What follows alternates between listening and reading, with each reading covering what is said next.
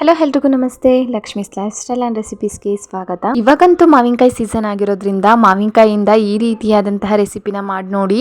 ಮಕ್ಕಳಿಂದ ಹಿಡಿದು ದೊಡ್ಡೋರ್ವರೆಗೂ ತುಂಬಾ ಇಷ್ಟಪಟ್ಟು ತಿಂತಾರೆ.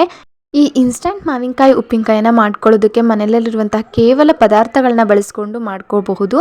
ಕೇವಲ 5 ನಿಮಿಷದಲ್ಲಿ ಮಾಡ್ಕೊಳ್ಳುವಂತಹ ಈ ರೆಸಿಪಿನ ಯಾವ ರೀತಿ ಮಾಡ್ಕೊಳ್ಳೋದು ನೋಡೋಣ ಬನ್ನಿ.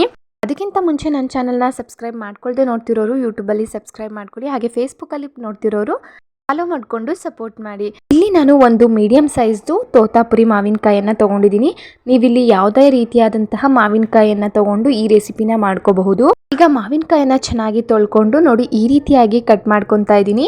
ನೀವು ಇದೇ ರೀತಿಯಾಗಿ ಕಟ್ ಮಾಡ್ಕೊಳ್ಳಿ. ಸಿಪ್ಪೆ ತೆಗೆಯುವಂತಹ ಅವಶ್ಯಕತೆ ಇಲ್ಲ. ಸಿಪ್ಪೆ ಸಮೇತ ಹಾಕೊಳ್ಳೋದ್ರಿಂದ ಟೇಸ್ಟು ಕೂಡ ಚೆನ್ನಾಗಿರುತ್ತೆ.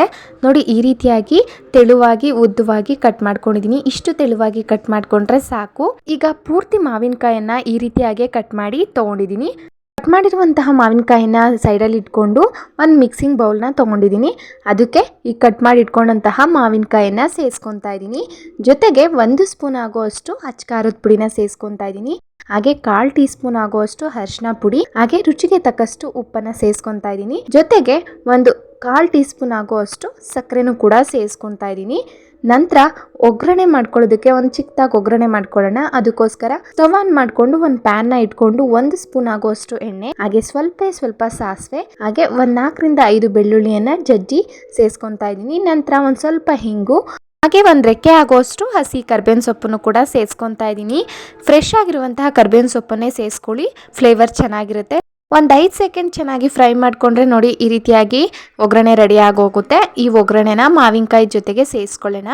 ನಂತರ ಮಾವಿನಕಾಯಿಗೆ ಸೇರಿಸ್ಕೊಂಡಿರುವಂತಹ ಮಸಾಲೆ, ಉಪ್ಪು, ಹಾಗೆ ಒಗ್ಗರಣೆ ಎಲ್ಲಾನು ಕೂಡ ಮಾವಿನಕಾಯಿ ಜೊತೆ ಚೆನ್ನಾಗಿ ಹೊಂದ್ಕೊಂಡು ಮಿಕ್ಸ್ ಅಪ್ ಆಗಬೇಕು. ಅಲ್ಲಿವರೆಗೂ ನೋಡಿ ಈ ರೀತಿಯಾಗಿ ಚೆನ್ನಾಗಿ ಮಿಕ್ಸ್ ಮಾಡ್ಕೊಳ್ಳೋಣ. ಇನ್ಸ್ಟಂಟ್ ಆಗಿ ಮಾಡಿಕೊಂಡು ತಿನ್ನುವಂತಹ ಮಾವಿನಕಾಯಿ ಉಪ್ಪಿನಕಾಯಿ ರೆಡಿ ಆಗೋಯ್ತು. ಯಾವ ರೀತಿ ಇತ್ತು ಅಂತ ನೀವು ಕಮೆಂಟ್ ಬಾಕ್ಸ್ನಲ್ಲಿ ತಿಳಿಸಿ. ಹಾಗೆ ಥ್ಯಾಂಕ್ ಯು ಫಾರ್ ವಾಚಿಂಗ್.